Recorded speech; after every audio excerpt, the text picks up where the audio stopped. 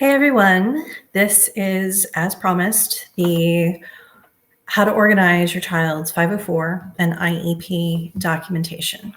So thank you for joining us, and this video is going to be saved on the page.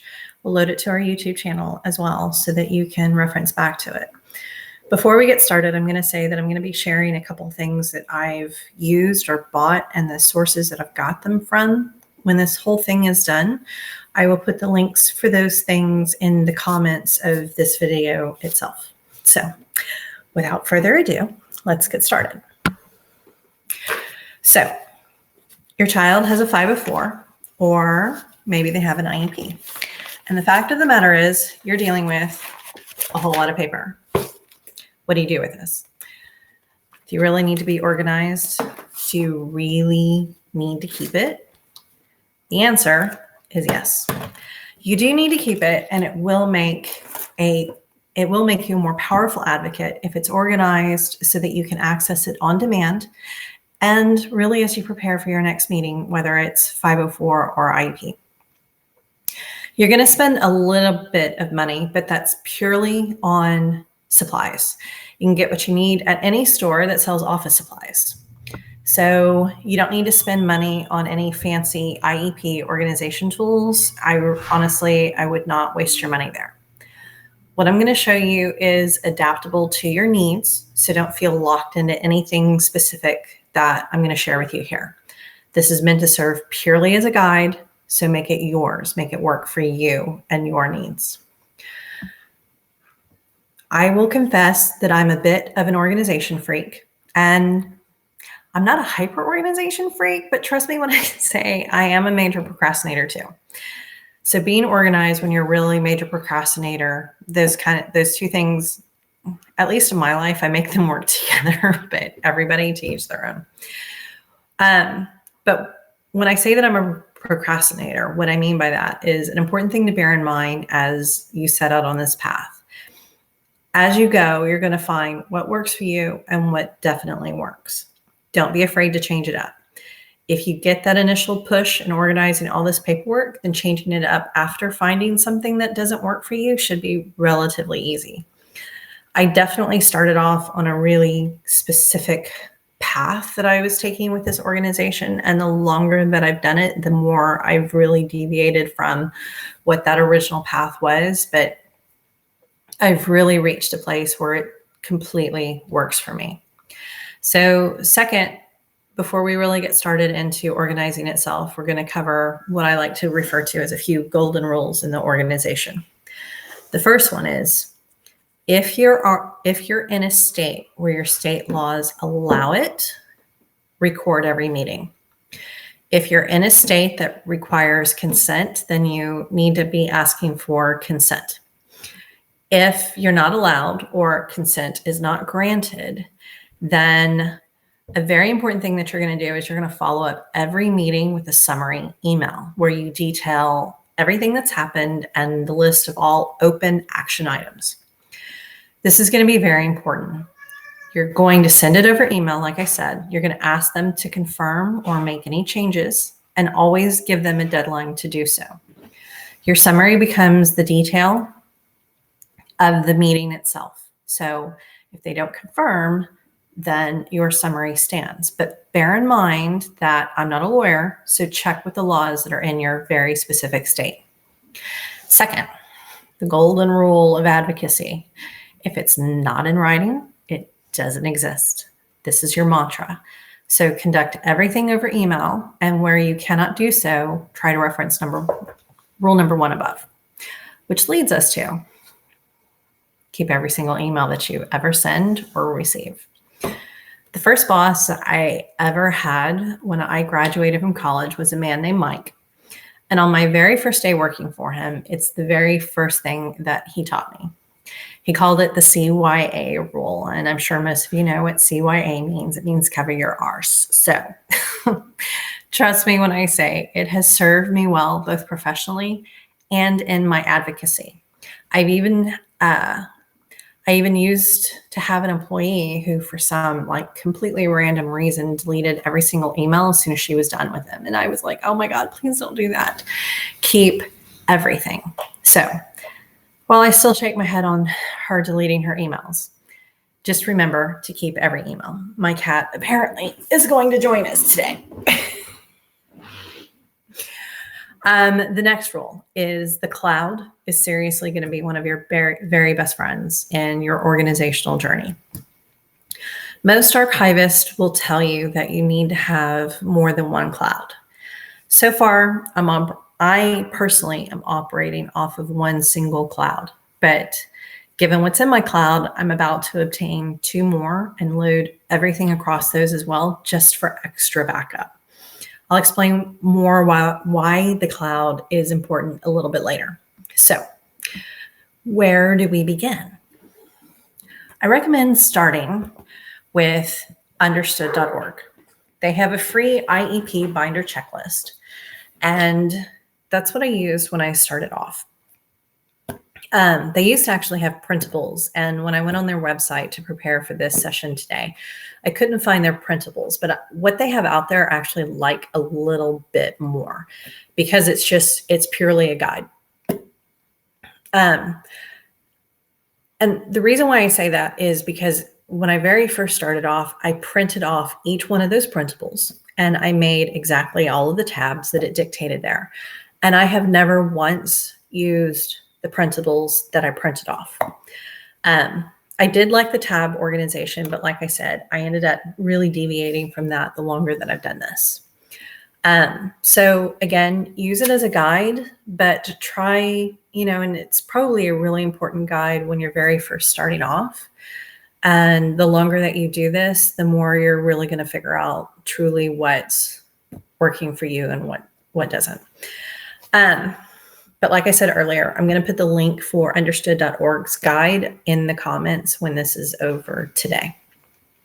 So for your supplies, at a minimum, you are going to need a 3-ring binder.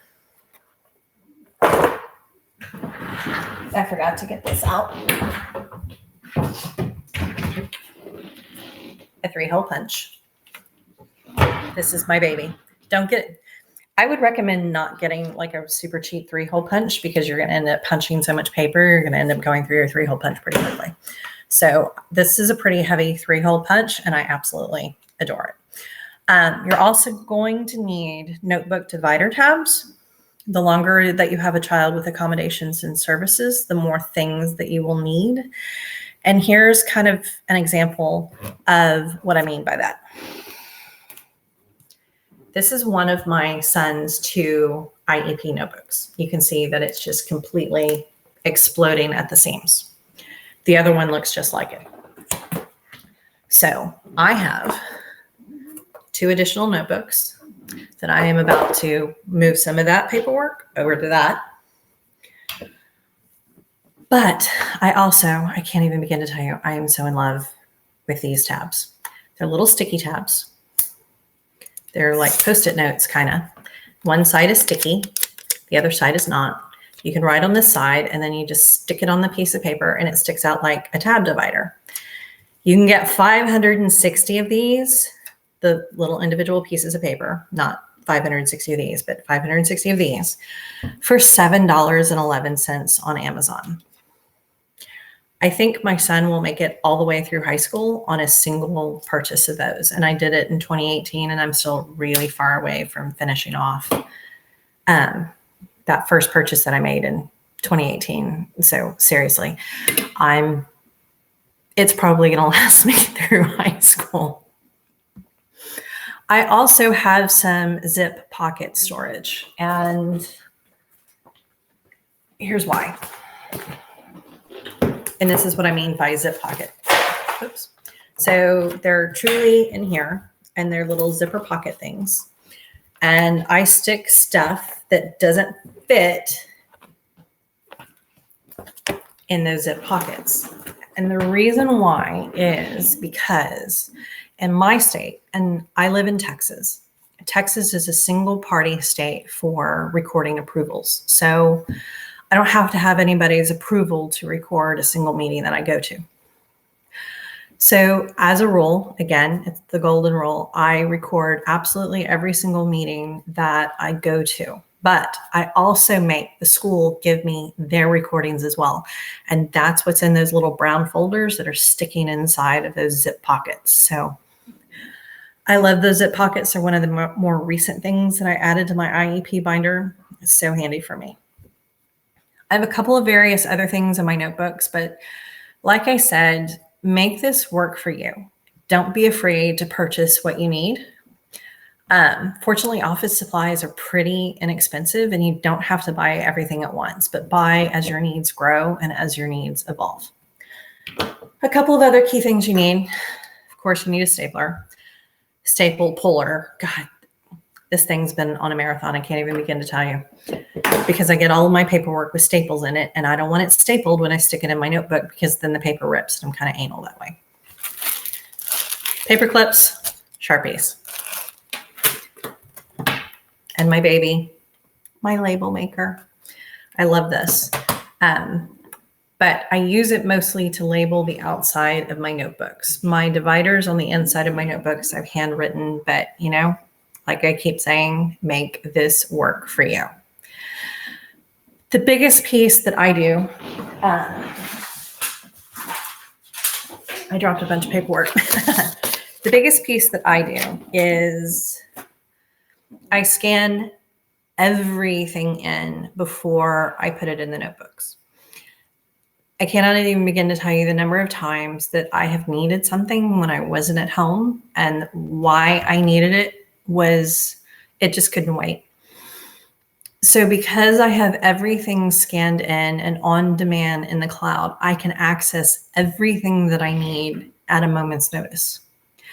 I've worked with various diagnosticians and advocates as well, and they're always asking me for data. And because I have that scanned in, it's super easy for me to respond to their emails immediately and keep the process flowing quickly.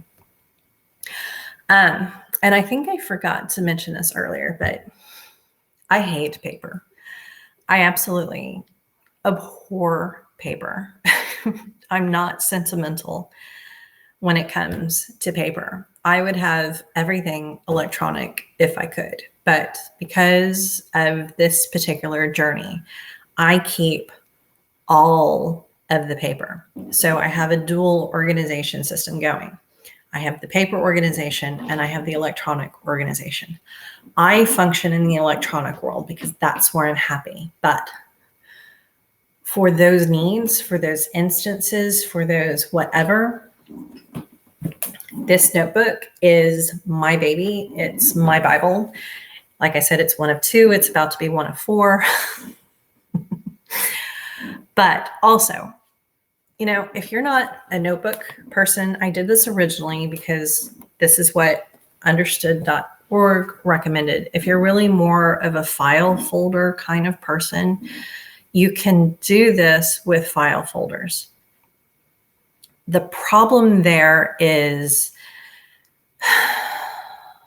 then you have more to carry. Then you have to buy one of those handy little like plastic container things that you can stick your file folders into, and you're lugging that back and forth to the school with you. So you're adding more weight to what you're carrying. The core thing to remember there is if you do pursue that, then you're going to want to buy like one of those handy little like dollies, just the short little ones. Or I don't do this. I don't use it for this particular situation, but I love it. And we use it for soccer. I've got one of those collapsible wagon things. You can get them at any sporting goods store, Targets, Walmarts, anything like that. So anyway, now that I've gone back to the beginning and I have truly scanned in every report card and every progress report that my son has all the way back to pre-K 4. They're all in my notebooks.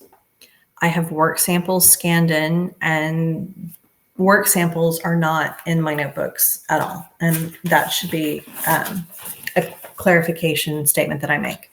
That's the only thing that I don't put in there. The understood.org piece, at least it used to recommend that you keep work samples within your notebooks. I don't do that. And here's why.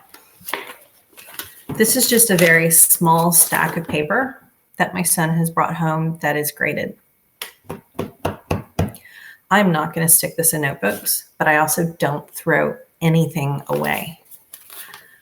Again, I hate paper, so it's sort of weird, but I have kept every single piece of paper that he's ever brought home. And here's, I should say, I've kept every single piece of paper that he's ever brought home since second grade. Fortunately, I kept all of his first grade spelling test, but if it wasn't art, then truly I pitched it. And I don't do that anymore. I keep everything. This is sort of where my personal organization starts to fall apart, but part of that's been the lack of office space that I have in this particular room. And I kind of couldn't wrap my head around how I wanted to store that paper. But now that I have 4 years worth of schoolwork where I haven't thrown anything away, I finally figured out the solution that I want to put in place for that. And here she's back. Bye, Maggie. And that's those magazine file pocket storage containers. I know that I can fit all of his paperwork, one per year, in those organizations, those magazine organization pockets. And that will be a very handy tool for me to just stick the paper in there and have it off to the side as I need it. I will say that, gosh, in his third grade year, we had a hurricane blow through. And we spent 2.5 weeks at home. And I had nothing to do for 2.5 weeks. And so I spent 2 of those 2.5 weeks just getting organized. It was crazy. And I printed off every progress report. And I took all of the paper and I sorted it by progress report. And then I paper clipped it all together. I haven't done that since third grade. That was a little manic even for me, but I do think that that's a useful exercise if that's something that you have the time to do and the inclination to do. So consider that, because it's also a super handy way to keep the graded paperwork organized. So as you're trying to show issues or concerns across specific grading periods, you have that work handy attached to those progress reports or report cards right there at your grasp. So, before we get really too far into the notebook itself, I wanted to kind of go back to recording meetings. This is the one tool where you're going to spend a little bit of money, unfortunately. Where's my phone? So I have an app downloaded to my iPhone that is called Otter. And I originally heard about it from Jamie Martin. And it's an incredible app. I think that I pay $10.99 a year to use the app. You have to have a Gmail account to set up the app. What is it about the app that I love? What I love about the app is that not only does it record, but it transcribes your meetings as well. Is the transcription perfect? No, the transcription is not perfect. Is it close? It's close enough. So $10.99 a year gets me a ton of storage on Otter, and I've never had to up my account with Otter to get more storage, and I record more than IEP meetings themselves. I've recorded webinars, I've recorded conferences that I've gone to, and I have yet to max out the storage that I get for $10.99 a year. Again, the app itself is called Otter. Yes, like the animal, spelled just like it too, OTTER. So, and don't quote me that it's $10.99 a year. They might have raised their prices a little bit, but it's an incredible app, and I use it every single time. The nice thing about Otter is because it's an app, you can download the app to your computer, and then you can sit there and listen to the recording itself and correct the transcription. Key thing. So now you're not sitting here dictating the recording that you have of your meeting. You already have the transcription and you're just correcting it. One of my girlfriends is really amazing about keeping up with managing all of her transcriptions, and I've not done that yet. So I have a ton of hours that I have to sit through to fix all of my transcriptions, which then I'm going to print off and add to this. So that's one place, again, where I dropped the ball, and it's why I have to play catch up. But I didn't realize that I could correct the transcriptions. I thought I was literally going to have to sit there and do it on my phone. So that information share from her is a game changer for me. So that's something that I'm going to do as soon as the school year is over, is I'm going to sit through all of my transcriptions over the summer, and I'm going to correct them all. So I go into the next school year with all of my transcriptions printed off and part of my notebook. Truly, I love Otter. I think it's a really great tool. So, like I said, you've got the guide that's within understood.org. I have my tabs, and within my tabs, I have my paperwork itself. And this, honestly, is why I have bought, they're a little bit hard to pick up, these, is because as I've had more and more meetings, or as my son has had more and more evaluations, I didn't want to have one tab per meeting or one tab per evaluation. I wanted to stick it all together and keep it all together. So I have one tab that says private evaluation. And then here are all of the private evaluations. On these, I wrote that it was a private evaluation, a private IQ evaluation, a private London Mood Bell evaluation. London Mood Bell, if you know anything about my story, is part of the services that we've used. The original neuropsychologist private evaluation, and it's all dated. Another thing that I do is I keep the most recent on top. So the earliest one, you see here, super easy to grab, is on the bottom, and the most recent one is right on top. So, and I've done the same thing with the school evaluations. And I have done, this is the biggest tab. This part is truly about to be its own 3-ring binder itself. These are the IEP meetings themselves. My son has only had an IEP for 3 years, if you can believe it. These are the IEP meetings that we've had. So I have the ARD invites, the meetings or the documents themselves, the consent for testing, but everything is in here and everything is in consecutive order. The furthest to go is on the bottom. The most recent is on top. It's truly been absolutely amazing. And like I said, that first set are the pockets where I keep the recordings. Here's my other like completely exploding binder, but it's amazing. I don't keep much in the pockets because I try not to keep stuff in pockets of notebooks because they fall out like way too easily, and that sort of drives me nuts. One of the organization tools that I have purchased are these handy little like pocket thingies, because I get paper sometimes that I don't want to hole punch. I don't even know if I can put the 3-ring binder back together again. There's so much paper in here. I'm not going to be able to. Crap.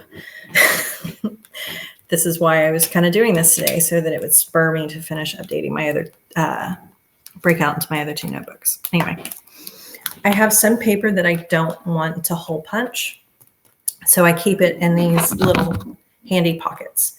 I accidentally hit a button on my computer. Hold on. Where's my mouse? Where? Come on, mouse. There you are. Close and cancel. All right. But like I said, I have paper that I don't want to hole punch, so I keep it in these handy little things. And I have a few extras so I can fill them up as I keep going. And I have notes that I've taken that don't fit, so I stick them in one of these pockets instead. I have every report card and progress report from pre-K4 through my son is currently in 5th grade. So thank you, John. Great question. I do not do a binder per year. I keep my son's schoolwork per year, but I do not do a binder per year. And the reason why is because an ARD document can go across multiple school years. They're supposed to be 12 months long. My ARDs tend to begin in about January, so it tends to cross 2 school years. But as of right now, no, I do not do a binder per school year because the paperwork is too flowing and too consecutive across years. To give you an example of what Understood used to have as a print off, this is their IEP binder checklist that they used to have. You can still print off what they have on their website because you can actually download it and you can actually print it. You might print it just in the beginning to help you sort of get started and figure out where you're going to go for here. But that's really going to be up to you. So another question is, do I have a section for medical records? For my son, no. But if that's something that's really important for your child and their IEP, I would highly recommend it. Like I keep saying, really do what works for you. My son doesn't have any issues beyond dyslexia and dysgraphia. So I don't have any medical records that I really have to keep on this subject. His doctor has written letters to the school, and I have all of those electronically as well as printed off and stuck in relevant sections within my notebook itself. But the issue there primarily is, to give you an example on one of the letters, it's because the school was insisting that my son had ADHD, and my husband and I were insisting that he did not. And we discussed it at length with our child's pediatrician, and our child's pediatrician was aligned with us that our son absolutely did not have ADHD. So he wrote a letter to the school saying that he was the medical practitioner, and in his professional opinion, our son was not ADHD. So I have that letter and I have that printed off and I have it in a relative section within the notebooks that I keep. But more than anything, I have that handy for myself online so that I can access everything as I quickly need it. When you get to, when you look at the understood.org guide, it's going to recommend a communication log. I've never really used that, but the reason why is because I conduct all business over email. I do not like phone calls. And I don't like phone calls because they are not a written record. I believe everything should be in print. So if I get a phone call, I follow up with an email summarizing what happened on the phone call itself. And I'm too cheap. I'm not going to buy one of those apps that records all of your phone calls, and it's a little bit too conspiracy theory for me. But if it works for you, absolutely do it. But I summarize all of my phone calls over email. And like I said, I keep every single email ever. It's all in the cloud. If you email me, know that it's never going to go away. I'm going to keep it forever because that's just who I am. Thank you, Mike, for teaching me that lesson when I was 23 years old. I have never forgotten it. I do have some OHI paperwork for my son, and that is because he has migraine headaches and has to take medication for his migraine headaches. And we have to keep that medication at school. He comes by his migraine headaches. Honestly, I've had migraines my whole life. My mother has had migraines her whole life. My son's under the care of one of the leading pediatric neurologists in the country. Thank God I live in Houston because we have one of the greatest medical centers in the world. But I added it because he explained to me that migraines do actually pass through the mother's gene. So it's my fault. But because of his dyslexia, I believe that some of his migraines are anxiety ridden as well. So we have an OHI for him, specifically for his migraines. So I do have that paperwork within my notebook itself. We've only been updating the OHI piece of his IEP annually as we have to. It's been the one thing that we have never revisited when we go back into the ARDs themselves. Well, I take it back. We did that once, but it was because I asked permission to stick essential oils in his bag because he really likes essential oils and feels like they help him a lot. Like I said, here is my small section with my letters from my pediatrician. And then I kind of have some random tabs that I haven't like labeled my tabs themselves yet, but that's because I get a little bit lazy. And it's one of the things I need to do. But I keep scope and sequence for programs that my son is actively participating in. I ask his teachers to check off scope and sequence and provide them to me periodically. I have, because he's on an IEP, I have all of the goal reports with his report cards, everything again in timeline sequential order. Oldest on the bottom, the most recent on the top. And because I don't know what you call them in all of the other states, but I know that every state has their guidelines for what must be learned during that year, what material must be mastered during the year. In Texas, they call them the Texas Essential Knowledge, or the T. And I tend to print those off at the beginning of every school year, and I keep them within the notebook itself. But I don't keep a running record of those because they're downloadable easy off of the Texas Education Agency's website. So I just try to keep 1 year at a time in the notebook because these notebooks are big enough. What I don't have to keep in here, I'm not going to keep in here, but I do keep it electronically.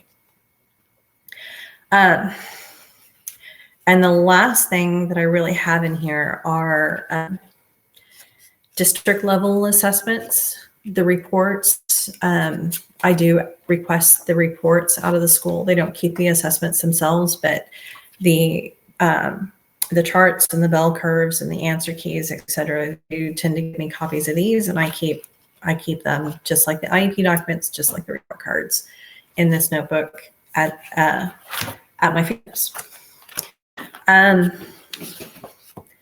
do keep one fun thing in my notebooks. And that one fun thing is I keep all of the awards that he's gotten.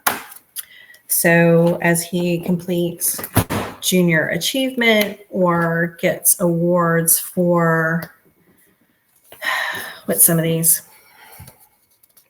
He got an inspirational certificate. He got, this had to do with GEM, and it was having to do with moving and staying active. So one of those. Helping Hands. He participated in a robotics academy and got a certificate of completion for that. So I tend to keep those as well. And that's just kind of a fun thing that I can refer back to. Another one, we were really proud this year. He got a positive office referral, which is something that I think is very super district specific. Which is he got recognized for by one of his teachers for working really, really hard. And so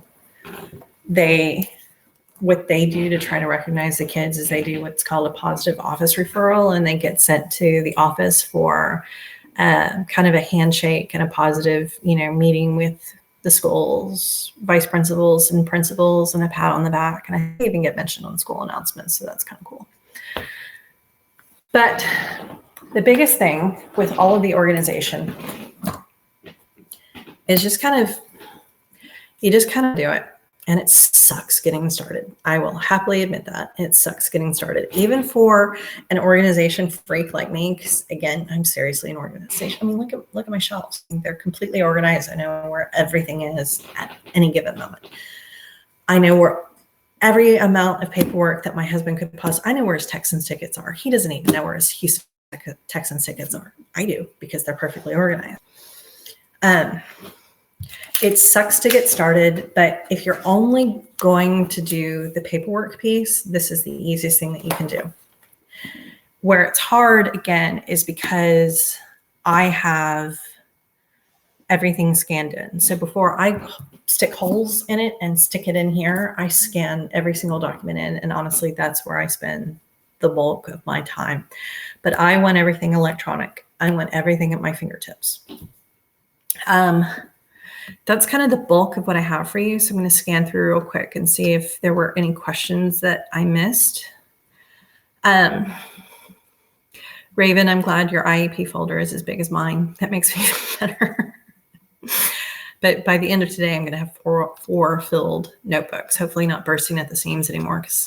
And I buy the heavy duty binders as well, so that they sort of put up with the abuse a little bit more. So yes, I'm spending a little bit more money on the notebook itself, but they put up with more. They put up with more abuse, more paper being stuck in here. What is your recommendation when you have documentation for so many years that you have multiple binders? Do you take all of them with you, or is there a way to not have to lug them all with you? That's a really great question. I have, for the longest time, I carried everything with me. And then it kind of, because I've got different things per notebook. So I've got like all of the IEPs in one notebook. I've got all of the evaluations in the same notebook, but I've got other documentation in my other notebooks. I've gotten to where I take a specific notebook with me. But in the last 2 ARDs I went to, I'm going to be honest with you, I did not take a notebook with me. But I also, again, have everything in the cloud, so that if I find that because I don't have one of my notebooks with me, I do need a document, I look it up on my phone. It's right there. I can download everything that I need at a moment's notice. And I have a really heavy duty bag that my husband bought me when we were in college that I lug these in. But my notebooks are so heavy, they bruise my shoulder at this point. So I try to only take what I really need. And one thing that I left out of my explanation is love yourself enough to buy a really good notebook. Don't let anybody use your notebook but you. This is my IEP notebook. It's not used for any other purposes. This is where I take all of my notes. This is mine. This is nobody else's. I love the black and red notebooks. They're a little bit more expensive, but I got addicted to these because I worked in the oil and gas industry, and we all love these in oil and gas. So I've kind of gotten to where I take my phone or an iPad or my computer and my notebook, and that's kind of it. Are you going to make this video available? Yes. The video will stay on our Facebook page. It doesn't go away. It's just that we're live right now, and I'm going to load it to our YouTube channel as well.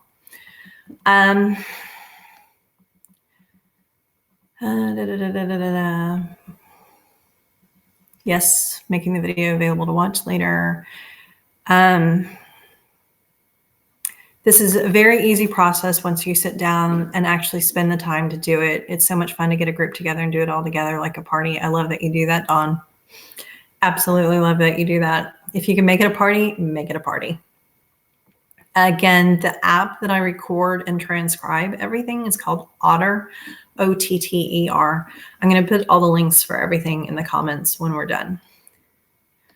There are normally 2 different ways: putting everything in chronological order or dividing each type of document and then those in chronological order. It really is individual depending upon which way is easiest for you and things to look into. Again, Dawn, you always have great comments. Thank you. And you're absolutely right. For me, I divided them into what they are and then in chronological order. So I have private evaluations separate from school evaluations, separate from the ARD documents themselves. And those are grouped in chronological orders.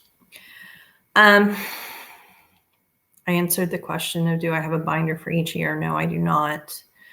That's the hard part. When they get so full, they're hard to open and flip through. Yes, they are.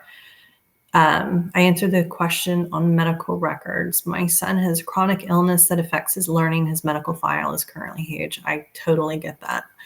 And if it were me, I might even have a separate notebook just for medical records. But, the primary thing that I stress is organization to me is a very individual thing. And everybody's needs are a little bit different from everybody else's. So do what is the best for you. Ashley in Illinois, we cannot easily record meetings. What I have found to be helpful is to summarize my understanding from the meeting via my notes. Yep. And I found that there's a lot of discussion, but I've also found they tend to forget things. Absolutely. And that's why it's so important to follow up with your meetings especially where you can't record, with summary emails. Put a deadline on it, make them confirm or correct. The way it's always been explained to me is your summary stands, especially if they never confirm or correct. Then your summary is supposed to be admissible in the court records. Again, I'm not a lawyer. Check that with your state.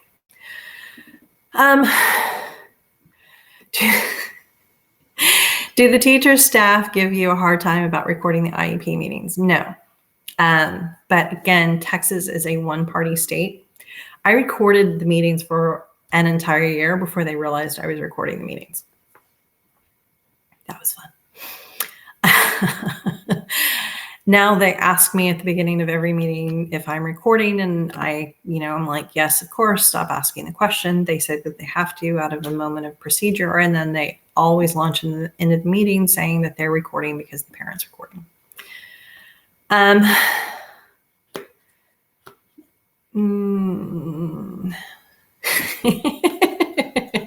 Don, yes, organizing with a few glasses of wine is always very fun. I wouldn't imbibe too much, because then God knows what you're going to put in the notebook or what kind of notes you're going to take. But yes, I've been known to have a glass or two of wine while I've done this. I have a friend that prefers everything in chronological order, no matter what type of document. Again, if that works for her, that works for her. That does not work for me at all. I have to have, at least the way that my mind works, I have to have my papers grouped in a certain way. So again, I have to have my ARD documents together. I have to have my private evaluations together. I have to have my school evaluations together. But I think more than anything, you can see how much I truly love these tabs. 560 for $7.11 on Amazon. These are my favorite thing on the planet. So that is at least what I have for you on IEP organization. There's more that I can explore on this subject, but I felt like it would probably be better to break it into multiple sessions and to talk about how to maintain your running records in order to make you a better advocate. And what I mean by that is what your test scores look like across multiple years, and how to bell curve test scores, and how to really monitor what's going on with your son. So we're going to be talking a lot more about looking at test results, how to track that across years, how to get more data out of your schools themselves, because your schools have an enormous amount of data, whether they're handing it to you or not. And that's going to be, varying across states and districts as well. But that's what I've got for you on IEP folder organization. Like I said, I will put the links in the comments, but I hope that you found this helpful. Just get started. That's all that you have to do. It's like they say, how do you eat an elephant? You eat it one bite at a time. You don't have to sit down like I did and spend 2.5 weeks just checking this out. I had a hurricane, so I could do it a little bit at a time. I'm so organized at this point that I force myself to do it before each IEP meeting. So what that means is I have an IEP meeting, I procrastinate right before the next IEP meeting, I put in all the paperwork from the last IEP meeting. And that works for me because it just feeds into my procrastination spirit, which makes me happy. So I hope you found this helpful. Thanks so much for the comments. And as more comments potentially come in, not in the live session, I will do my best to answer as many as I can. Thanks. Take care and have a really great weekend.